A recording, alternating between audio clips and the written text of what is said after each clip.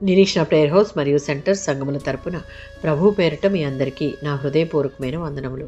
ఈరోజు దేవుని వాగ్దానం 2వ దినవృత్తాంతములు 19వ అధ్యాయం 11వ వచనం. ధైర్యము వహించుడి, మేలు చేయుటకై యెహోవా మీతో కూడా ఉండును. ఈ వచనం యూదా రాజైన యెహోషాపాతు చేసిన సంస్కరణలలో ఒక భాగం. యెహోషాపాతు ఒక మంచి రాజు. ఆయన దేవుని భయంతో నడిచినవాడు. కానీ ఒకసారి అహాబు రాజుతో కలిసి యుద్ధం చేసినప్పుడు తప్పు చేశాడు. దాని ఫలితంగా దేవుని ప్రవక్త యెహోషాపాతును గద్దించాడు. యెహోషాపాతు తన తప్పును గుర్తించి దేవుని మార్గంలో మళ్లీ నిలబడి న్యాయ విధానమును శుద్ధి చేశాడు.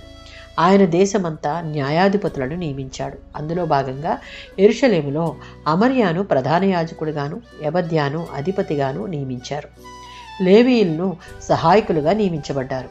న్యాయం, ధైర్యం, దేవుని భయం ఇవన్నీ ఒక నాయకునికి అవసరమైన లక్షణాలు.